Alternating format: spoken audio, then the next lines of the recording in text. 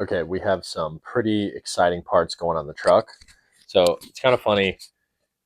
The last video that I made, I was talking about how the fact that you don't need like a $10,000 build. And like if you bought all this stuff at retail, with the exception of the front shocks, it actually would be like kind of close to that with install. But most of this stuff I picked up secondhand, which I got some insane deals on. So the first thing is the bump stop. So these are going to be for the rear. Obviously, there's two of everything, but I just put one on the table so you guys can see it.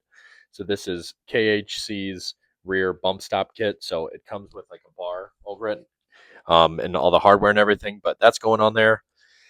Definitely soften the landing for the big impacts. I've got the rebuilt front shocks from TSW. So they send them in a really nice box. It comes at the like the clear wrapping over it and everything, but these are pretty much ready to go. So obviously you have to take all the old parts off the like your old shock, the springs, and then I also have a spring insulator, which is it's a rubber piece that goes at the top of the shock mount because that's kind of like dry rotted. So I got a new one of those from Ford. This is the Fox 3.0 rears. So normally these are like $3,800. I got these on Marketplace for $1,500. Like insane. I had to drive a few hours to go get them, but such a steal. Next thing we have is the front strap kit for our front strap kit from FMI. So this is all the pieces that they give you. Obviously two of everything, but you've got this plate on there in case you get their front bump stop, which is what I'm going to do eventually. But you get the couple straps. Everything else is just in the box. Then we also have the shock tower support rings for the front, just to kind of disperse like the load, so it's not so tough on the shock bucket. These things I'm super excited about. So these are from Kibby Tech. So the ones in gold, they are the sway bar end links for the Gen 1, 2, and 3. And then we also have FMI's half tie rod.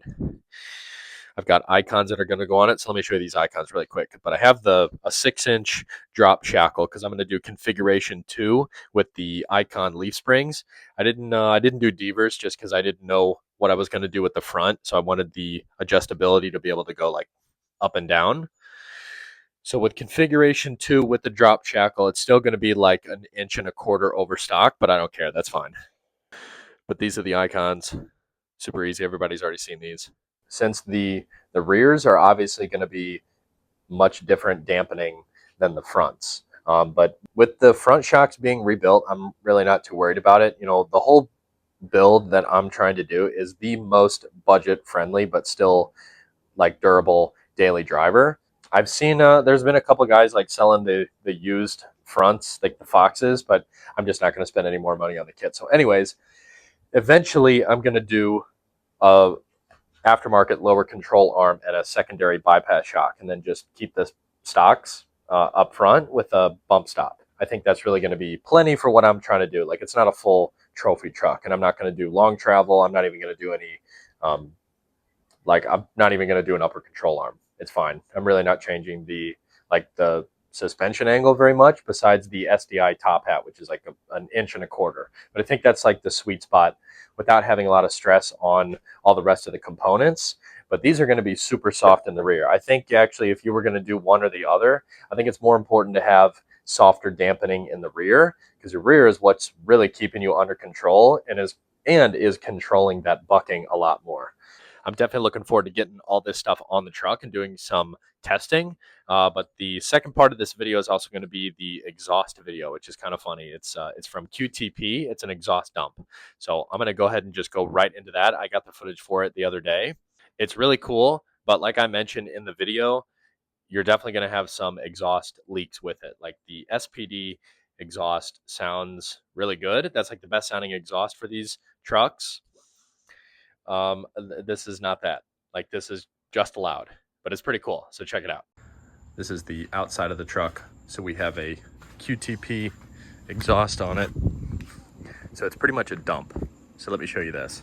So I'm going to do the in-car footage, like the POV. But where's it at? Okay, so this is the setup. So it's got a toggle switch in there. It's not on a remote or anything. It's all hardwired. Just welded up in there. just something that's like extremely loud. It doesn't necessarily sound super great. Like, I think it's the SPD exhaust, which makes this thing kind of sound like a GTR a little bit, but it's just loud and it's perfect for off-road. So I'm gonna have an exhaust mic set up. I've got the GoPro like taped underneath there. It should be a pretty good mic, so next shot will be in car. Okay, so I have the helmet on, a little silly on the road, but it's just from my other cars, and it's just the best way to get this GoPro set up. I've had like hat mounts and shit, or the ones that they can go to your chest, but this one just, the POV seems to be a lot better. So I've got the GoPro under the truck for the exhaust cam. I'm gonna flip the camera around and show you where the toggle switch is for the cutouts in case you can't see it on the GoPro. But then I'm gonna turn this GoPro on, that way you guys can see like the POV, just like what it's like driving around town and what it's like to do a couple of pulls. A couple of other things to know about the exhaust: there's pretty much always going to be exhaust leaks. I think it's going to be unavoidable with this, and we've dealt with a couple of issues with the valves not opening, so we did have to get a new motor for it, but as of now it seems like it's totally going to work every time. I'm trying to do this quick so I don't run out of battery on the one underneath, but let's get to it. By the way, I don't really like wearing my seatbelt too much, so I got this little thing and it just plugs in and then you can't hear shit. So now we're gonna open them.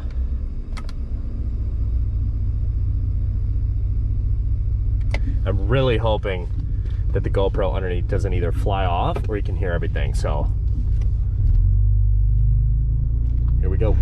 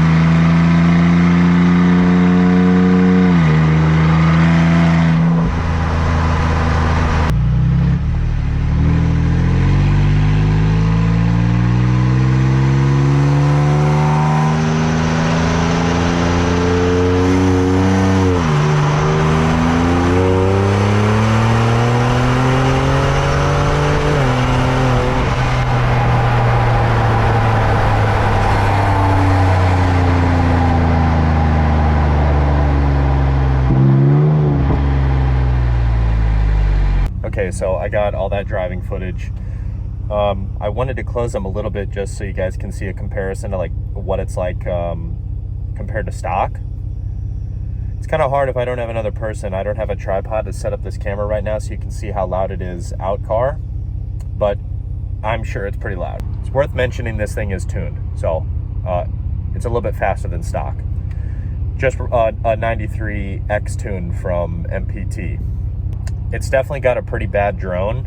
It's just like fun stuff, and I didn't really want to spend $2,000 on an exhaust. And this is great. So besides the couple of issues with the motor not working, which QTP is actually, I'm sure they're going to work with us. I just sent in the motor today. I dropped it off, but they said that they could see what's going on with it and then send us a new one. So the motor that's in there now, it's supposed to be a 3-inch, but it's actually a 2.5-inch off of just another QTP exhaust, but it was on a Camaro. So I don't know how old it is, but you know, it's working right now. So I'm just going to keep the extra motor around for spare parts in case something breaks, but I'm going to keep driving this thing. Okay, that's going to conclude the video. I appreciate you guys watching. Definitely stay tuned for a durability test on all this. So as soon as I get this stuff installed, which is in the next couple of weeks, I'm definitely going to go out and rip on it.